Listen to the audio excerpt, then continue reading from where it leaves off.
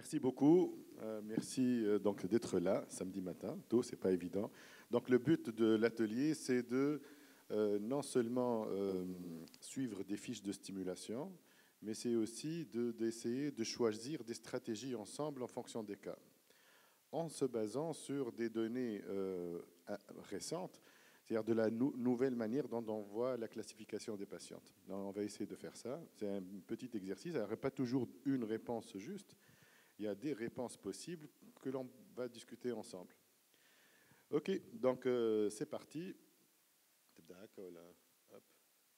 Ah, oui, les télécommandes numériques. Hop, c'est bon. C'est bon. Premier cas clinique. Donc, on a une dame de 36 ans, jamais été enceinte, souhaite avoir des enfants depuis 2 ans déjà. L'examen, rien de particulier, sauf un BMI à 31, une AMH à 4,2. L'échographie montre un utérus normal avec un compte des follicules à 26. Et à l'hystérosalpingographie, une obstruction proximale bilatérale. Monsieur, il a 39 ans, il est fumeur, il n'a pas d'antécédents particuliers, pas de problème sexuels particuliers. Le spermogramme montre une numération à 92 millions par éjaculat, 34 plus 12 pour la mobilité, forme typique à 8%, donc en somme, un spermogramme qui est normal. Bien, donc quelle est votre vision des choses? Comment vous voyez les choses face à ce couple? Qu'est-ce qu'on pourrait faire? Allez-y.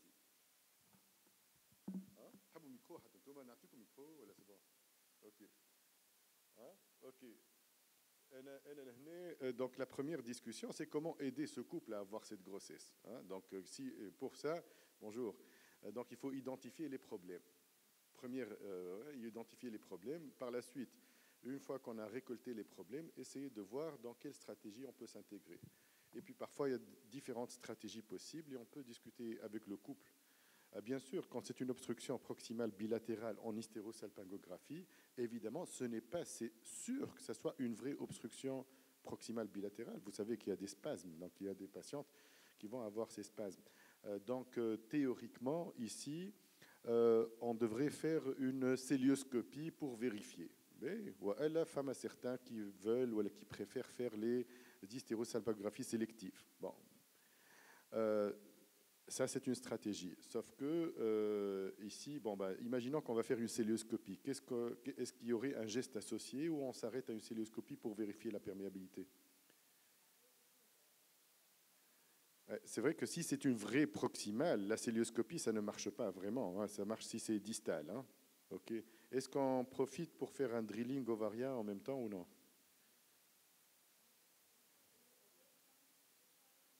Oui, donc on fait?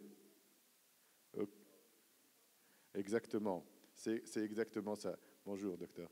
Ça va. Donc, c'est exactement ça. Ça, c'est un vrai message. C'est que le drilling ovarien, d'abord, ce n'est pas un traitement de première intention, mais c'est vrai que quand il y a une indication de célioscopie pour autre raison, on pourrait le faire de première intention. Mais c'est un traitement de la dysovulation. Or, cette patiente, il ne faut pas qu'elle ait un délit de sale gueule. Ce n'est pas parce qu'elle a des ovaires où il y a beaucoup de follicules, alors qu'elle est normo-ovulante, comme on atteste ces cycles réguliers, qu'il faut aller trouer les ovaires. Donc le drilling, je le redis, c'est un traitement pour les femmes qui sont dysovulantes, autrement dit, qui ont des cycles de plus que 36 jours. Si elle a des cycles réguliers, c'est qu'elle ovule normalement. Donc, quel est le bénéfice du drilling? Il n'y a aucun bénéfice au drilling. Donc, il ne faut pas faire indiquer des drillings. Sabah al-khair, ça va? Il ne faut pas indiquer un drilling, et ce n'est pas Dr Ben Saïd qui va me contredire, sur juste l'aspect des ovaires polykystiques ou une AMH ou une obésité. Il faut indiquer un drilling chez une patiente dysovulante. Tous les traitements de l'algorithme des ovaires polykystiques dans le cadre de l'infertilité ne s'adressent qu'aux patientes qui ont la dysovulation. Les patientes SOPK normo-ovulantes, et ça existe, n'ont pas besoin de traitement pour rétablir leur ovulation qui est déjà établie. Bien. Alors, oui, bien sûr, c'est le but de l'atelier. Alors, par quel phénomène elle pourrait avoir des cycles de 28 jours sans avoir une ovulation. Pour avoir des règles, il faut bien avoir une séquence œstrogène-progestérone. Ah, c'est vrai qu'il y a un petit piège. Parfois, il y a des patientes qui sont tellement habituées à avoir des cycles irréguliers qu'elles prennent du fastant. Elles ont pris l'habitude de prendre ça depuis le jeune âge. Bien sûr, un cycle régulier sous progestatif, ça ne compte pas. Mais un cycle régulier, vous pouvez me croire que dans la très grande majorité des cas, vous faites une échographie à J20 ou J21, vous allez trouver un corps jeune. Et puis si vous voulez l'attester, faites ça. Aussi, c'est plus facile pour la patiente de faire un dosage de progestérone. Faites un dosage de progestérone. Mais en tout cas, dans l'algorithme des recommandations, il n'y a aucune indication à un drilling chez une patiente normo-ovulante. Très bien. Alors, oui. Ah ouais.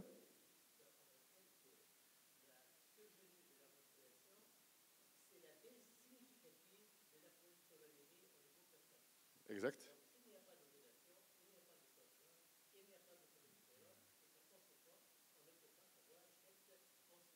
Par contre, je suis tout à fait d'accord avec vous, il arrive parfois que des femmes non ovulantes aient un gros saignement. Ça, c'est un saignement de règles. C'est des patientes qui ont, par exemple, 2 mois sans règles, et d'un coup, elles ont un gros saignement. Ça, c'est quoi? C'est œstrogène pendant 2 mois.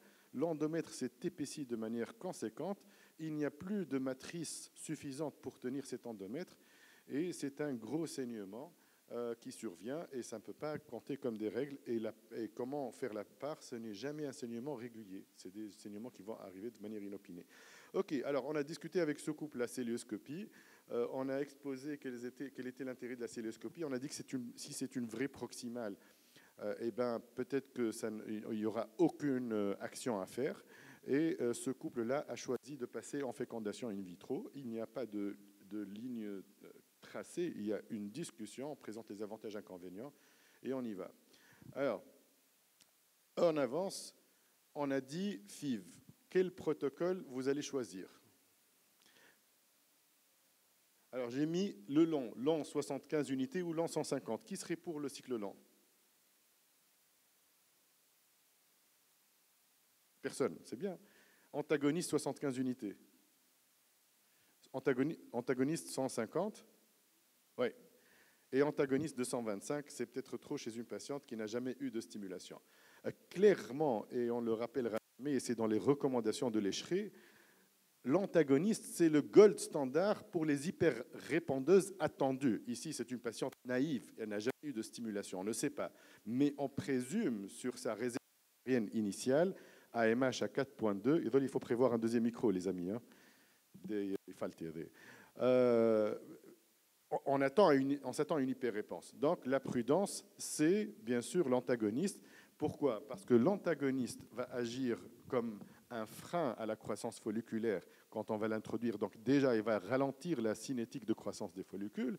Et en plus de ça, ne pas oublier que l'on peut déclencher par un quand nous sommes en antagoniste, si jamais il y a une hyperréponse très excessive. Si jamais on trouve l'antagoniste, parce que vous savez qu'on est en rupture maintenant. Bien, donc le standard, quand on a une réserve ovarienne élevée, c'est de commencer par 150. C'est les recommandations de l'Escheret. Je dis quelque chose, attention, c'est une règle très importante, mais en petit, j'ai mis à moduler en fonction des anciennes stimulations. Cette patiente est naïve, c'est la première stimulation, donc on va utiliser le gold standard. Mais si jamais elle a eu déjà une stimulation, et ça arrive chez les OPK,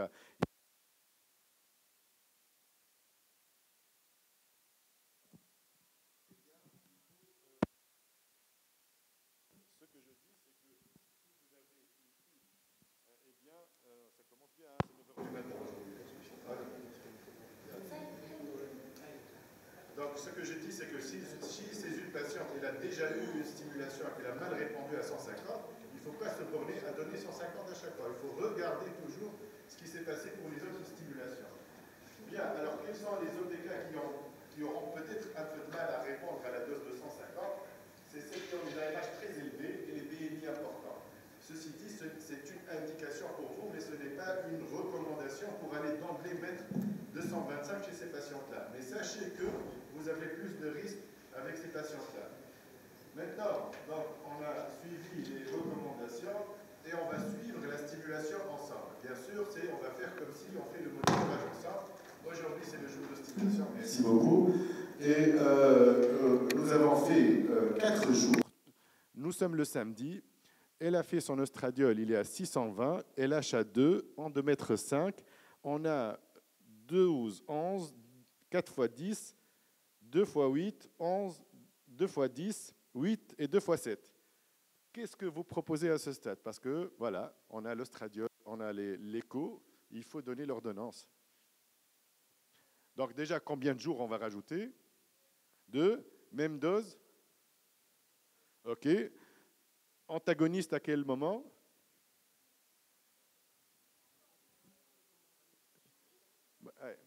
J5, c'est trop tôt. Hein? Donc J6 ou J7, je suis d'accord avec vous. Donc on a commencé à J6, pourquoi? Parce que l'œstradiol est légèrement élevé. L'introduction du cétrotide, de l'antagoniste en général, va réduire un peu la croissance folliculaire. Donc vaut mieux, quand il y a une hyper-réponse déjà à J5, à introduire l'antagoniste plutôt à J6. OK. Voici les données du samedi, dimanche, lundi, mardi. Mardi, 1167. 1.2, 7 lendomètres, 2 x 14, 2 x 13, 4 x 11, 15, 3 x 13, 11 et 3 x 10. Combien de jours? Un jour. Un jour où la vitesse de croissance vers la fin de la stimulation, c'est 1.7, 1.8 par jour. Donc si vous allez ajouter un jour, bon, vous allez avoir le plaisir de revoir la patiente, mais vous allez être à entre 15 et 16. Donc je pense qu'on peut rajouter 2 jours. Vous êtes d'accord? Bien.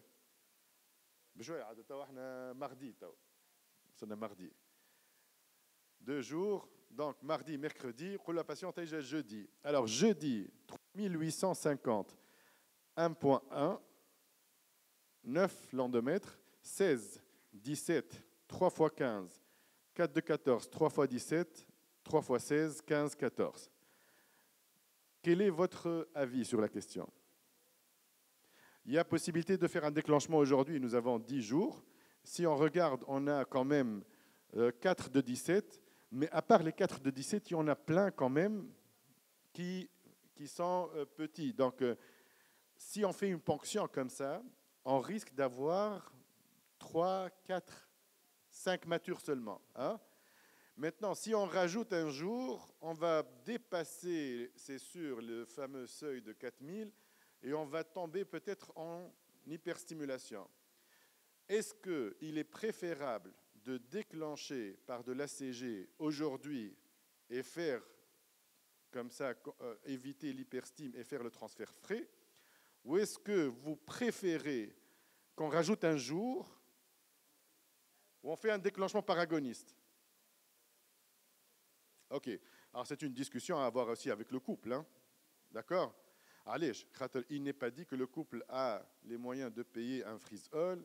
Il n'est pas dit que le couple peut revenir pour une décongélation. C'est peut-être un couple d'étrangers. Hein, donc voilà.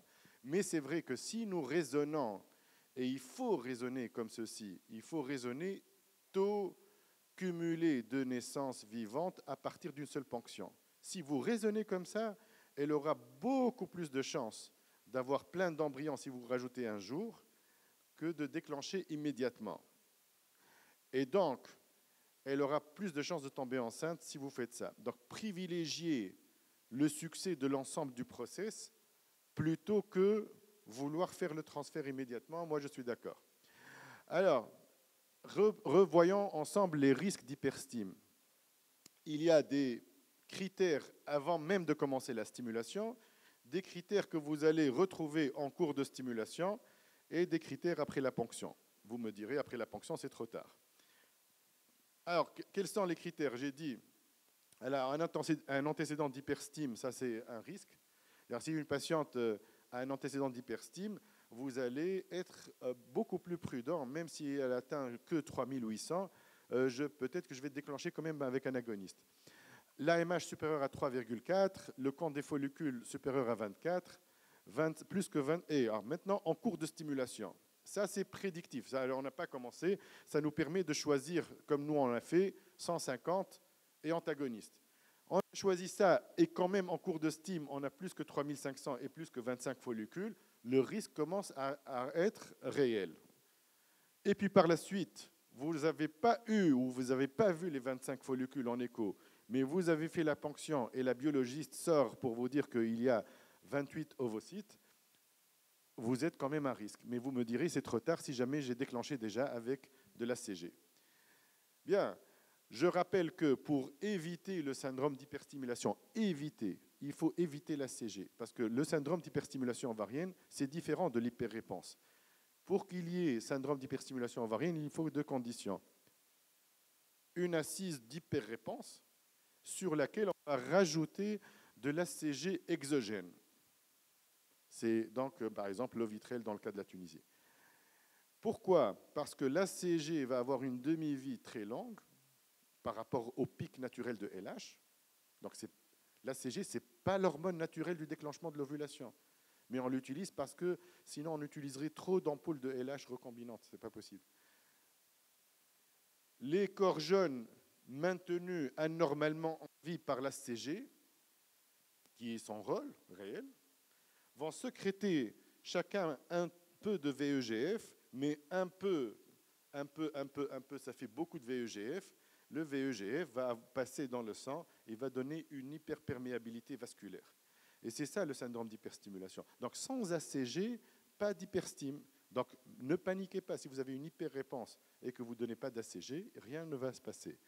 Il faut donner un agoniste qui va, par son effet flare-up, c'est-à-dire le premier jour après son injection, il va induire un pic de LH.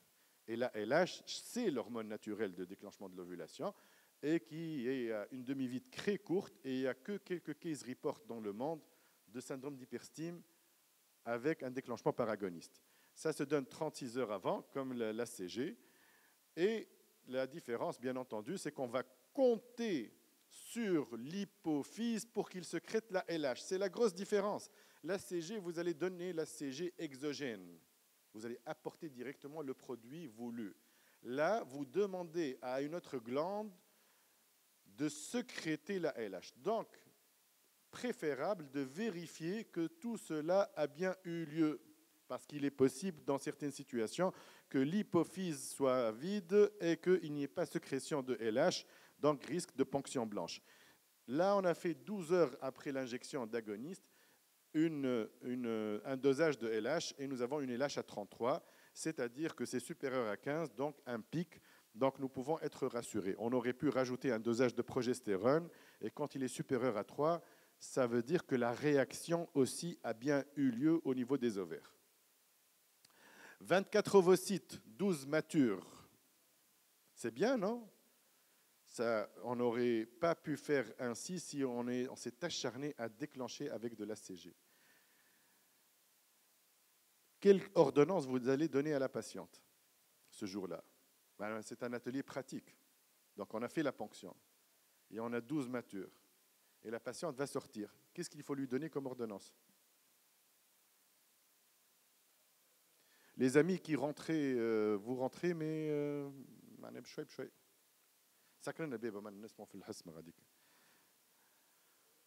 un petit progestatif, pourquoi? Je suis d'accord, docteur. Pas soutien, il n'y aura aucun soutien ici. On a dit qu'on va faire un freeze-all, non?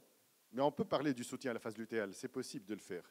Mais si on décide de faire un freeze-all, un progestatif est utile quand même pour pas que la patiente ait des kystes et des cycles perturbés, etc. Sinon, elle va vous embêter, vous appeler. J'ai des saignements continus. Oui, si.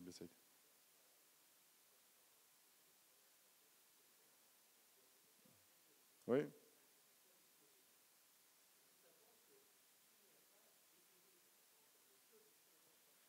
Absolument.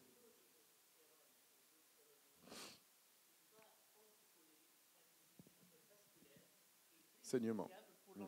Absolument. Donc, en hyperstimulation, en stimulation habituelle, il est indispensable, et c'est une recommandation, d'ajouter un progestatif en vue d'assurer un bon équilibre vasculaire au niveau de l'endomètre. C'est un élément important quand on a un équilibre vasculaire. Très bien, donc tout est dit, et il ne faut pas oublier un anti-inflammatoire, c'est ce qu'il y a de mieux, c'est mieux que le paracétamol, un anti-inflammatoire pour la patiente, pour pas qu'elle ait mal. Et puis, voilà. Donc, en gros, c'est ça. Et puis, on va la convoquer quand même ou l'appeler pour lui dire qu'en est-il devenu. Pardon? Non, le Dostinex, si vous avez déclenché avec un agoniste, ça n'a plus aucun intérêt, hein, cette histoire. Voilà. Ne pas oublier que les taux de maturité et de récupération sont très bons avec l'agoniste. Maintenant, attention, parfois il y a des situations où un pic de LH ne va pas s'opérer et c'est les situations où la patiente a une LH de base inférieure à 1, une prise prolongée de pilules qui va vider l'hypophyse des vésicules de sécrétion de LH et les hypogonadismes hypogonadotropes acquis ou congénitaux. Ce sont des situations où vous ne pouvez pas déclencher par un agoniste. Et puis, il y a le problème de la phase lutéale défectueuse. Donc, le gold standard, comme on a dit, c'est de faire un freeze-all. Quand on tient quand même à faire un transfert, quel que soit, on peut faire un soutien à la phase lutéale soutenue, c'est-à-dire on va donner de fortes doses de progestérone, 1200 vaginales, injectables un jour sur 2, et des œstrogènes. Il y aura un peu plus de fausses couches, mais si on est coincé parce que la patiente ne peut pas revenir pour un transfert, c'est une solution. Attention, ça vous met à risque d'hyperstime tardive, due, si jamais la patiente tombe enceinte, à la sécrétion d'ACG par l'embryon. OK. Alors, j'ai mis revoir quel cycle pour le transfert d'embryon congelé. La question qui va se poser, docteur, médicalement parlant, ça n'a aucun intérêt. Toutes les méta-analyses, toutes concordantes. Vous faites un freeze-all, vous faites le transfert d'embryon congelé, le cycle d'après, même chance. À moins qu'à J1, vous avez des gros kystes, etc. Ça, c'est une contre-indication. Mais si jamais les ovaires sont en repos, et souvent après un agoniste, comme la demi-vie est courte, vous allez avoir des ovaires en repos, vous pouvez faire le transfert. Allez, petit exercice. Quelle préparation de l'endomètre pour le transfert d'embryon congelé? Tel comme 3 propositions. Une substitution hormonale, ce qu'on appelle le cycle artificiel, qu'il soit précédé par un blocage ou pas, le cycle naturel vrai ou à la modifié, c'est-à-dire où on va enclencher l'ovulation, ou un cycle stimulé par des gonadotrophines ou alors par des agents oraux. Quelle est votre tendance? D'abord, est-ce qu'ils sont possibles déjà? Est-ce que c'est possible de faire un cycle naturel chez cette patiente? Pourquoi? Mais comment ça? On a dit qu'elle a des cycles réguliers. Elle a des cycles réguliers. Donc, ce n'est pas parce qu'elle a les ovaires de type polykystique que forcément elle est anovulante. Non, elle peut. Maintenant, si c'est des cycles réguliers de 35 jours, je n'irai pas le faire. Parce que sinon, le monitorage va être trop compliqué. Mais si c'est des 28 jours, pourquoi pas? Donc ça, c'est possible, le naturel. Est-ce que la substitution hormonale, elle est possible? Oui, bien sûr, elle est possible chez tout le monde. Et est-ce que le cycle stimulé est possible? Oui, le cycle stimulé est possible. Donc toutes les options sont possibles. Que faut-il préférer quand tout est possible? Le naturel ou les stimulés, c'est-à-dire là où on va avoir des corps jeunes vrais. La substitution hormonale, c'est à laisser quand on n'a pas de possibilité autre. OK. Le létrozole est une bonne option parce que ça donne de très bons résultats, mais on peut faire tout à fait du naturel. Ici, on a choisi, on va avancer un peu, de faire du létrozole, juste pour vous montrer comment ça se passe. Alors, on a fait 5 jours. Est-ce on a, au bout du 7e jour, 13 et 10. Est-ce qu'il est utile de doser l'œstradiol à ce stade-là? Pour voir, l'œstradiol et LH, pour voir si elle va ovuler. Est-ce que c'est utile? Non, ce n'est pas utile. Surtout, vous allez avoir un œstradiol très bas, puisque c'est des anti-œstrogènes. Ça va faire paniquer tout le monde et ça ne sert à rien. Donc, quand on a utilisé le létrozole, c'est pour enclencher le process. Alors, on peut laisser la patiente tout à fait sans gonadotrophine, puisqu'il y a un 13 qui est apparu, mais si c'est des 10 et des 11, vaut mieux aider par des gonadotrophines. Alors ici, on a laissé en continu, et au bout du prochain contrôle, on a vérifié l'œstrogène et la LH pour voir si elle n'est pas en train d'ovuler. 112 d'œstradiol, 6 de LH et 16, est-ce que c'est un début d'ovulation ou c'est son pool de base? 6, ce n'est pas un début d'ovulation. Il faut que ça soit supérieur à 10. En même temps, c'est une patiente où on a vu sur le bilan de base, il y a une LH de base un peu élevée. Donc pas de panique. Par contre, comme on est à 16, on va devoir rapprocher les contrôles, parce que le pic de LH peut opérer le lendemain. Le surlendemain, 18, 189, 5, 18, 12. À ce stade-là, on a deux possibilités. C'est soit on va déclencher l'ovulation, soit on va continuer à surveiller la patiente jusqu'à ce qu'un pic de LH apparaisse. Ce sont les mêmes taux de grossesse. Donc pour écourter l'histoire pour la patiente et pour nous-mêmes, on peut faire un déclenchement. Nous sommes le samedi comme d'habitude et vous avez ce monitorage. C'est des blastocystes, on a 4 blastocystes congelés. Comment vous allez programmer quand quand appelez les biologistes, vous allez leur dire que vous allez faire un transfert quand? Pourquoi? Elle n'est pas en train d'ovuler. On va la déclencher aujourd'hui, donc il n'y a pas besoin. Oui, mais on a déjà un endomètre à 8, donc les conditions sont réunies. On peut déclencher aujourd'hui, mais si on déclenche aujourd'hui, le transfert il doit être fait quand? J5. Ah, mais je vais J5 quand même, je vais J2. Je vais le raisonnement qui fait. Je vais vous ACG اليوم samedi. Comme si c'était une ponction وقتاش؟ Hey, samedi اليوم وقتاش كاين sujet de ponction 36 heures. نهار الاثنين. Comme si c'est une ponction نهار الاثنين. هكا ولا كي تعملوا ponction نهار الاثنين l'embryon à J5 vous le transférez quand؟ صحيت نهار السبت. Donc كي نعملوا de l'ACG نعملوا فيه déclenchement هو نهار نعملوا فيه transfert. ACG samedi, transfert samedi d'après, pour le J5 bien sûr. Donc vous allez les appeler, vous allez leur donner la bonne nouvelle, on va faire un transfert samedi prochain. Personne n'aime ça, mais c'est comme ça. Ok, allez, un deuxième cas. Yalla. Alors, madame ou monsieur R, 3 ans de désir de grossesse. Madame est jeune, 29 ans, G0, P0. Elle a des cycles réguliers, mais avec des dysménorrhées. De toute la façon, on le sait, elle a été opérée il y a 3 ans par cœlioscopie. C'est une endométriose sévère, abdomen adhérentiel, compliquée par une IGH post-opératoire ou une péritonite post-opératoire, reprise par laparotomie. Elle a des pertes marron continues. À l'écho, un endométrium gauche de 2,5, un camp des follicules à 6, la cohorte est homogène à J2, l'hystérosalpingographie, hydrosalpinx gauche volumineux, et une AMH à 0,62. Et monsieur, il a une asténospermie, pour compliquer un peu les choses, avec un TMS à 1,1. Alors, identifions les problèmes, parce qu'il y en a des problèmes ici. Plein, hein? Ok. Bon, ce n'est pas la peine non plus de lui dire, la patiente, vous avez plein de problèmes, hein, mais on va essayer quand même de notre tête d'organiser les choses. Donc, on a l'endométriose, ok.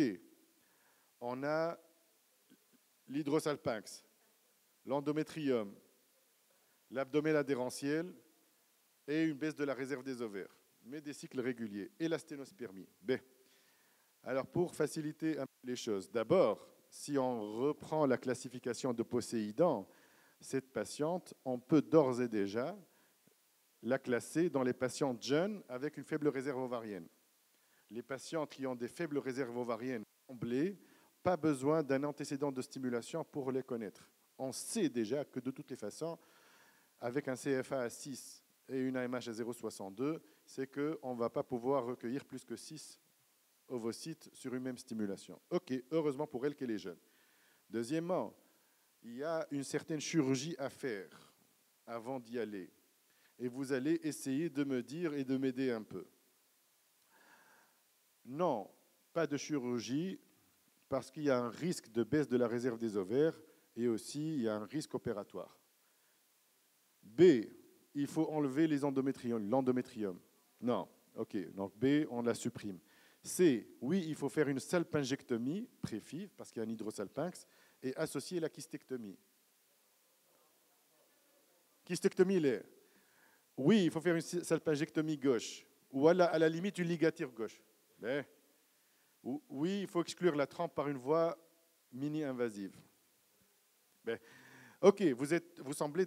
C'est vrai qu'il faut enlever cette trempe, hein, parce que là, avec les pertes marrants qui coulent, on sait d'où ça vient les pertes marrants qui coulent. Hein, c'est l'hydrosalpinx qui est en train de refluer et ça ne tiendra jamais. Maintenant, après avoir présenté votre science de manière extraordinaire, vous êtes face à la patiente. Avec cet antécédent, irez-vous l'opérer vous-même? Personnellement, moi, je n'irai pas du tout l'opérer. Parce que là, avec l'endométriose sévère, l'antécédent d'infection, de reprise de la parotomie, hein, on sait qu'on va se retrouver dans la même situation. Alors, il n'y a pas de standard pour ça. C'est vrai qu'à un moment, on mettait des échours dans les trompes par voie hystéroscopique. Maintenant, on ne trouve plus les échours. Et on n'en a pas en Tunisie de toutes les façons. Donc, ce qu'on fait, nous, dans ce genre de cas, les maladies de Crohn multi-opérées, les abdomens multicicatriciels, etc., c'est que, se basant sur quelques publications, on a commencé à faire des électrocoagulations des ostiums par la boule en hystéroscopie. Hein, attention quand même, geste à encadrer par une antibiothérapie, parce que quand vous allez rentrer en hystéroscopie, vous allez envoyer du liquide dans cette trempe dilatée et vous allez la boucher. Donc, vous risquez d'avoir quand même une infection dans les suites. Mais c'est le début d'expérience, il est intéressant. Bien. Allez, reprenons la PMA, oublions la chirurgie. Quel protocole? Un cycle lent, un cycle ultra lent, un cycle antagoniste précédé par un blocage de 3 mois par pilule. Voilà autre stratégie. Et je vous souffle quelque chose, généralement quand il y a autre, c'est qu'il y a autre. C'est quoi l'idée? C'est vrai que l'endométriose, on a besoin d'un blocage, pas tellement pour la qualité des ovocytes, mais c'est surtout pour l'implantation. Le pouvoir d'implantation de l'utérus, il est diminué quand il y a une endométriose. Bien. Maintenant, par ailleurs, quand vous allez faire un blocage lent, soit par agoniste 3 mois, soit par pilule, chez une patiente qui a une faible réserve ovarienne, vous allez avoir du mal à la stimuler. Donc, alors, comment faire? Il faut scinder les deux processus dans le temps. Stimulation maximale sur 1 ou 2 cycles. On se rappelle Poséidon, c'est une patiente jeune, je n'ai pas besoin de beaucoup d'embryons, contrairement au groupe 4. Là, si j'obtiens 1 ou 2 blastos, je peux m'arrêter et passer au transfert. Bad, freeze all, blocage 3 mois. Durant ce blocage par agoniste, j'en profite pour faire l'occlusion tubaire par hystéroscopie et je fais le transfert d'embryon congelé. On a optimisé toutes les étapes. On a optimisé la stime, on a optimisé l'implantation, donc on a donné à la patiente ses meilleures chances de succès. Vous êtes d'accord sur cette stratégie? Ok, on commence la stime alors. Comment stimuler? comme quel menu? Je fais l'entrée, fait le protocole de blocage. Je nomme les gonadotrophines, l'instamloum, ou je nomme la dose de départ. Hein? Alors, c'est un antagoniste, agoniste, antagoniste avec pré-traitement, ou alors c'est pas nécessaire le pré-traitement? Alors, j'ai dit que la cohorte était homogène à J2, d'Akrou, donc Z, pré-traitement. Ça va la bloquer et ça ne sert à rien. OK. Alors, on peut utiliser soit l'agoniste, soit l'antagoniste. Moi, je préfère l'antagoniste quand il est disponible. Chez une patiente qui est jeune, normalement pas d'indication à la LH, mais elle a une faible réserve ovarienne. Et puis la dose, j'irai quand même utiliser le maximum. Et je vais vous montrer tout à l'heure une nouvelle publication qui montre que les patientes qui ont des endométriomes ont plus de risques d'hyporépandre que d'autres. C'est-à-dire qu'on sait qu'ils ont une baisse de la réserve des ovaires, mais même quand ils ont une réserve ovarienne normale, elles risquent de moins répondre à la stimulation. C'est comme si les remaniements vasculaires qu'il y a eu au niveau de l'ovaire font qu'elles répondent moins. OK. Alors, voici notre fiche. Nous sommes le samedi. La patiente arrive, 282, 2, 5 endomètres, 11, 8, l'endométrium, 10, 8, 2 fois 7. C'est pas mal, hein? Hein? On continue avec les mêmes doses. وندخلوا السيتروتيد وقتاش وقداش من نهار. ديما les 3 questions. Là, je me dis à 3 jours, je pense, facile, hein? 3 jours facile. Ou cétrotide, on peut le pousser J7. Je pense c'est bien. Alors, 15, 12, 14, 2 fois 13, 11. Bon, femme wahid qui traîne un peu, mais c'est normal. Hein? Voilà, on ne peut pas faire dima du 100%. C'est roti de Bezadne Menjiset. À J10, donc il y a un peu de métrie dans l'endomètre, c'est normal. Ça, c'est l'hydrosalpinx qui reflue un peu. On ne l'a pas encore ligaturé, on s'en fout. 16, 18, 2 fois 17, 16, 15. هذه décision صعيبة. صحيت. Est-ce que نزيدوا نهار ولا لا؟ أنا موافق معاكم نزيدوا نهار علاش؟ خاطر 18 ou 17, on pourra toujours les récupérer, ils ne seront pas forcément surmatures. Par contre, derrière, هذوما ناقصهم شوية كهو. Donc, quand j'ai 12 ou 13, راني ما نزيدش نهار. أما un jour pourrait les faire rattraper. Le double déclenchement. Chez les patientes qui sont en faible réponse ovarienne, le double déclenchement peut améliorer le taux de récupération. Le taux de récupération, il arrive parfois que des ovocytes ne se détachent pas de la paroi du follicule et on a un faible taux de récupération. OK, donc c'était la publication pour vous montrer que le double déclenchement peut être utile. On passe. 4 métaphase 2 sur 6. Le taux de maturité habituel, attendu, normal. En PMA, on parle beaucoup d'indicateurs de qualité pour savoir si on est bien ou pas bien. Hein.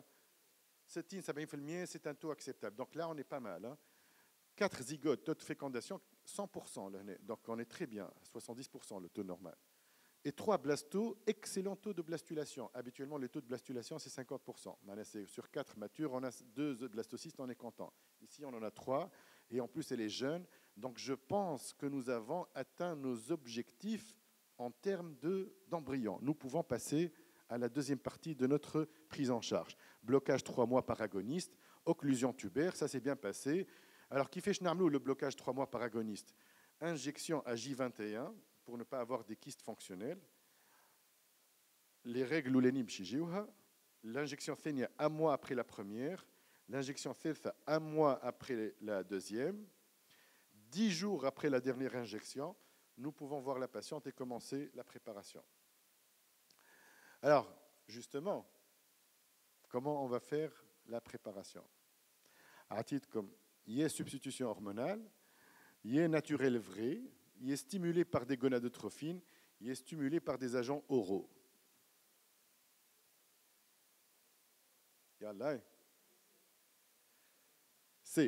Alors, après 3 mois de blocage, si vous allez donner des faibles doses de gonadotrophine, il n'y aura pratiquement aucune réponse. Par ailleurs, la patiente sera déplétée en LH complètement, le stradiol ne va pas bien monter et vous n'allez pas avoir une bonne réponse.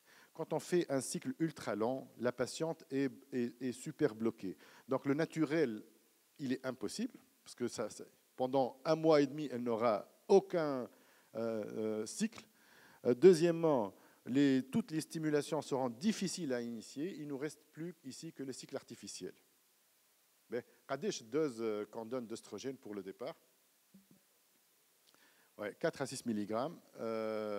Alors, pas besoin de donner forcément... C'est vrai que quand on n'a pas ce blocage-là préalable, on donne du 6 à 8 mg pour 2 raisons.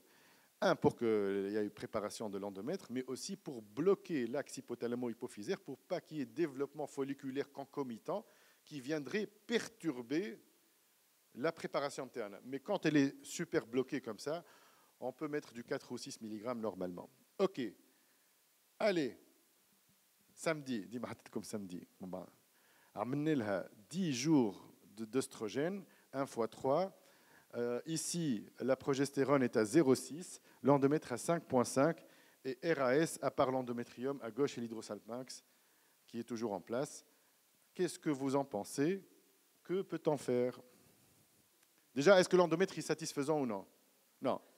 Objectif, c'est 7 à 13. Donc, il nous reste à continuer. Alors, autre petit artifice, pas forcément dans les recommandations, mais que vous pourrez utiliser. Vous pouvez changer légèrement la voie de prise, un oral, et le dernier du soir en vaginal. C'est des comprimés par voie orale, c'est ORAMM. Mais je vous dis que la voie vaginale sur le dernier comprimé peut aider à l'absorption et éviter le premier passage hépatique. Comme nous n'avons pas les patchs, donc ça peut aider parce qu'il y a parfois des patientes qui vont faire un catabolisme important des hormones qu'on va donner. Oui. Yes.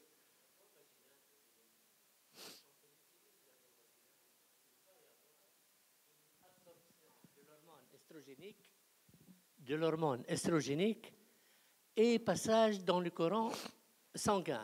Absolument, à de fortes doses. À ce moment-là, justement, je suis tout à fait d'accord, ça va passer dans le courant circulatoire et ça va passer dans la circulation générale en court-circuitant le foie. Le foie, absolument. Donc, je suis tout à fait satisfait. Superbe. Marhaba, Sibin Saïd, comme toujours, marhaba. Donc, nous avons atteint 7,5. Et ça, c'est comme ça. On est là pour في بالي باش يتعدى مهما كان الانطلاق vers le foie. كيما la voie rectale, ما تعديش من الفوا. Il y a une partie qui passe dans le foie, une partie qui passe directement dans la circulation veineuse de retour. Alors, j'ai pas mis collo par voie vaginale parce que comme le pic d'œstrogène, il est extrêmement important par la voie vaginale, la patiente pourrait souffrir de maux de tête ou de tension mammaire. Donc, on peut y aller crescendo. Mais 7,5, c'est bien. Nous sommes le mardi. C'est des blastos. Comment vous allez faire? Si vous allez commencer la progestérone le mardi, vous faites quand le transfert? Il faut 5 jours pleins. تحسبوا le mardi comme étant J0, comme si c'était le jour de la ponction. J0 mardi, J1 mercredi, J2 jeudi, J3 vendredi. Je vais essayer le transfert dimanche. Je connais bien le transfert dimanche. Donc, il faut rajouter la progestérone à partir de dimanche pour pouvoir faire... Pardon. Voilà. Donc, le mercredi pour pouvoir faire le transfert le lundi. Si vous rajoutez le mardi, vous allez faire le J5 à dimanche. D'accord? Donc, le biologiste, mais c'est comme je fais. Ok, donc هذا يتسمى J0, الاخرين J1, J2, J3, J4, J5. نعاودوا نرجعوا كيما انتم تعطيوا البروجستيرون نهار البونكسيون هكا ولا دونك نهار البونكسيون ديما يتسمى J0 هكا ولا donc vous avez toujours le même repère. Okay. Alors théoriquement on doit changer de groupe, non? C'est ça, hein? كيفاش نقعدوا نستناوهم حتى يجيو نكملوا حتى يجيو ولا ولا بالكش انتم لازمكم تمشيو خاطر كان هما زاد يعملوا كيف هكاك حد ما باش يمشي للجروب نتاعهم انا نعرفش فما شكون في الاورغانيزاسيون لهنا الاس تي جي شكون حدنا نكملوا اوكي بي troisième cas clinique بالانجلي هذا c'est une patiente, enfin un couple qui ont 30 et 32 ans qui cherche à avoir une grossesse de...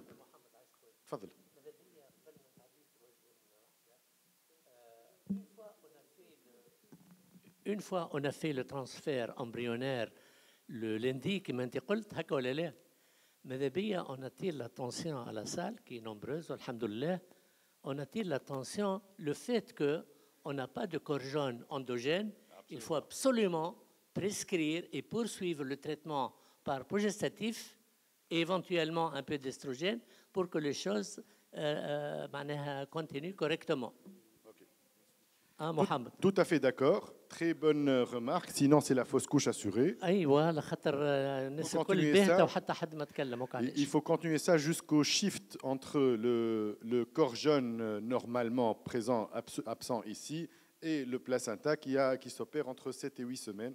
Par sécurité 8 semaines. Et je rajouterai qu'on a fait un dosage la veille de transfert de la progestérone pour s'assurer qu'elle est supérieure à 10 pour voir si on ne va pas supplémenter la patiente en plus de progestérone. Bien, donc on me dit qu'on a 5 minutes. Donc on va essayer de voir le prochain cas en 5 minutes. OK.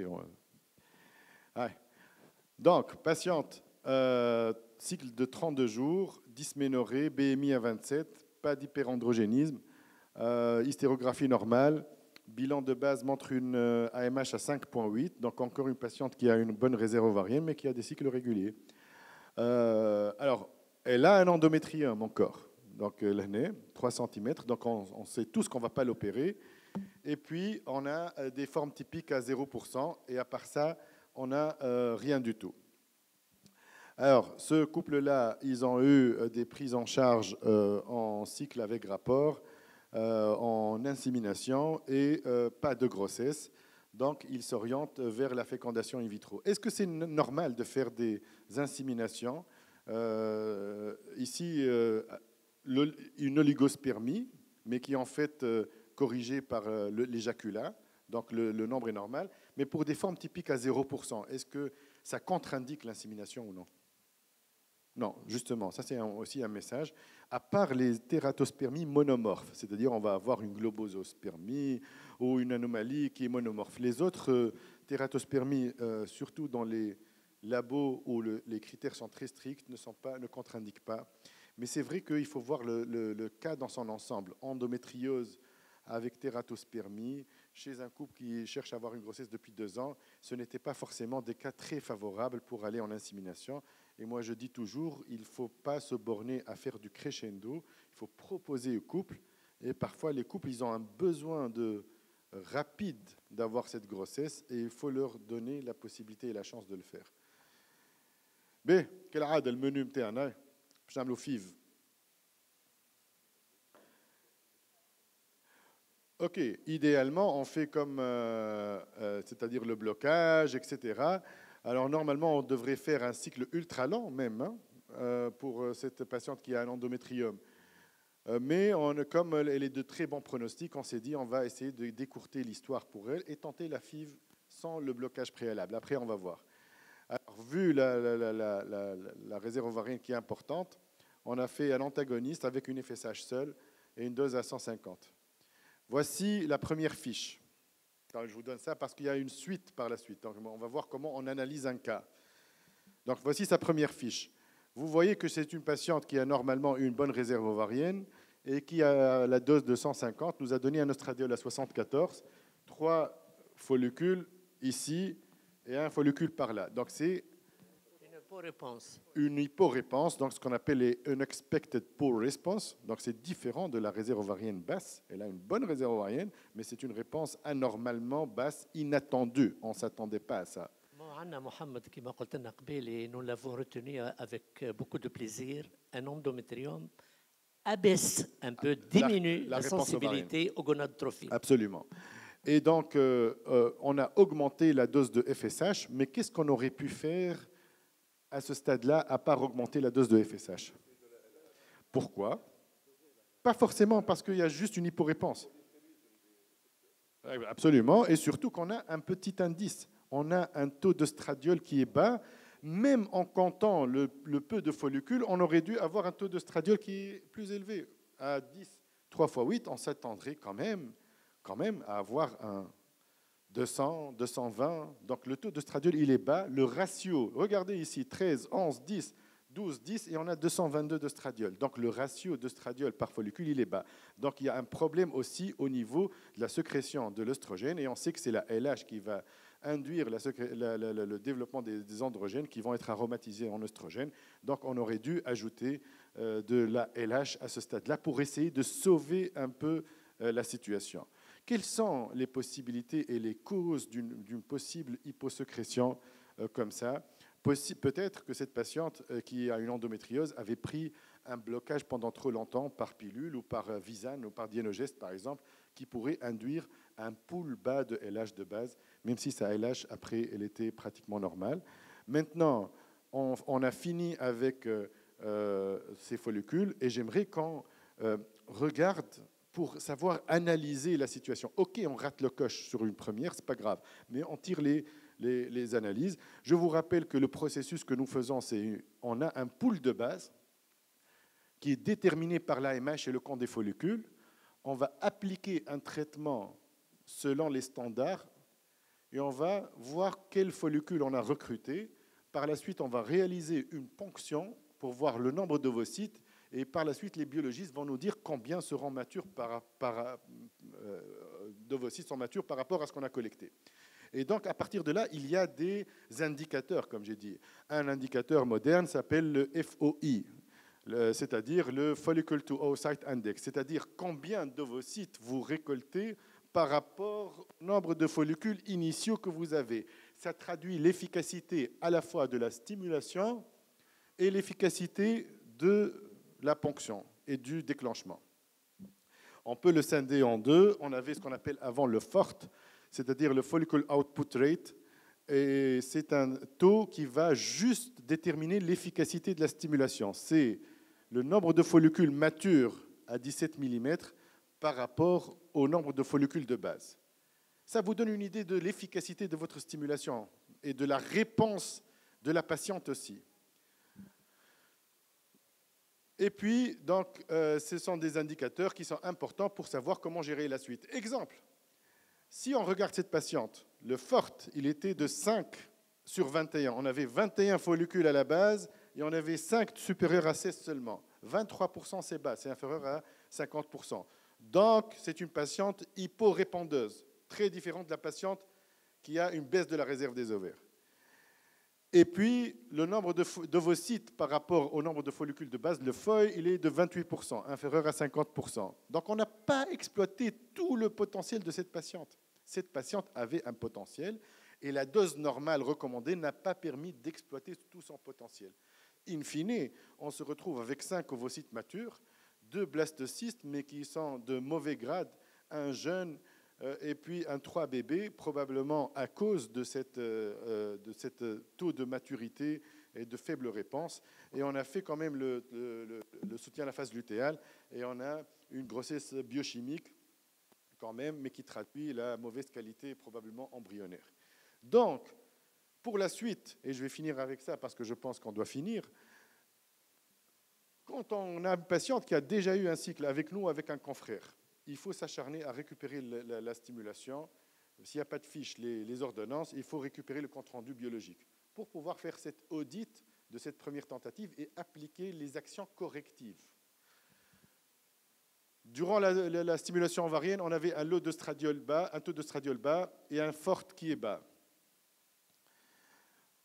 Durant la ponction, le taux de récupération était normal. 6 follicules, 6 ovocytes. Donc, on n'a pas eu de faible taux de récupération. Pas besoin d'un double déclenchement, par exemple.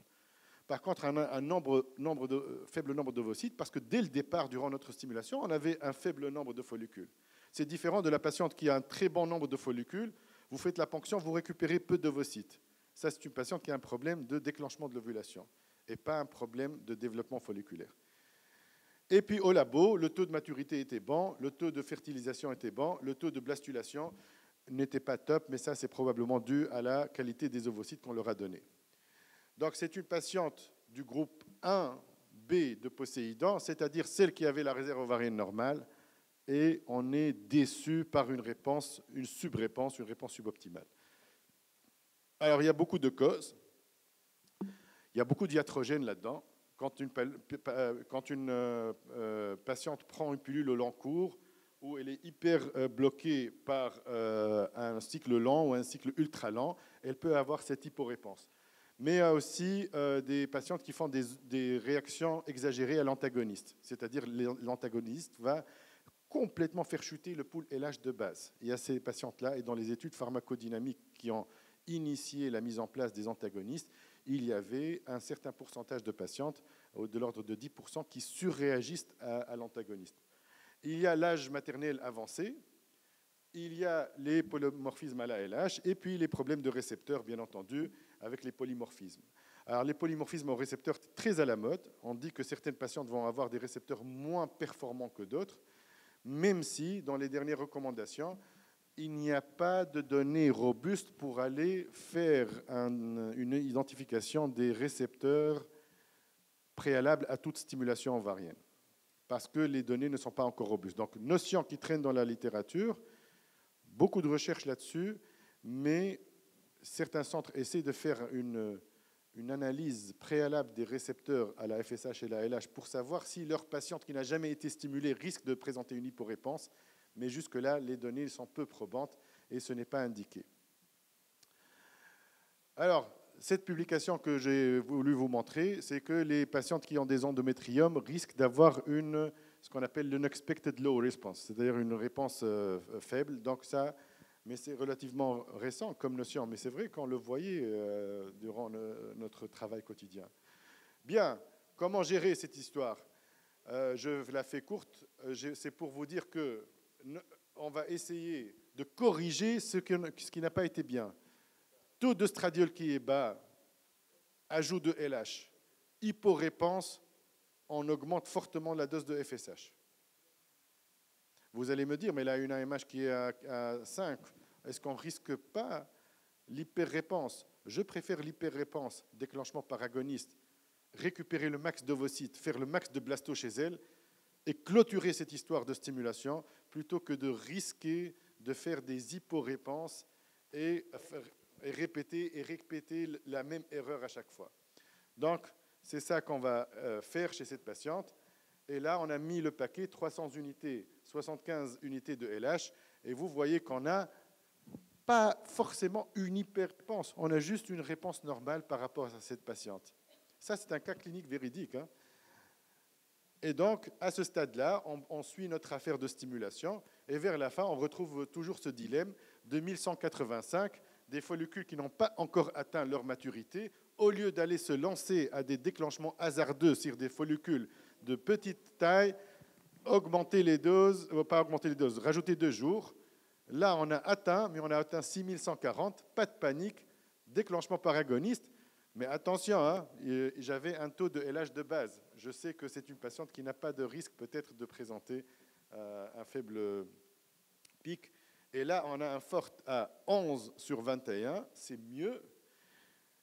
Et au labo, on a 16 ovocytes, donc 900 matures, 5 blastocystes, c'est mieux. Freeze all, tant mieux pour elle. Comme elle a une endométriose, on en profitera pour faire un petit blocage pour lui faire son transfert d'embryon congelé. OK? Merci beaucoup.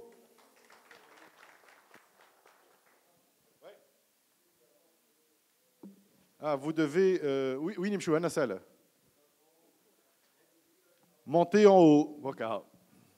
Voilà. Allez, c'était un plaisir, Elmer. Bye bye. Ciao.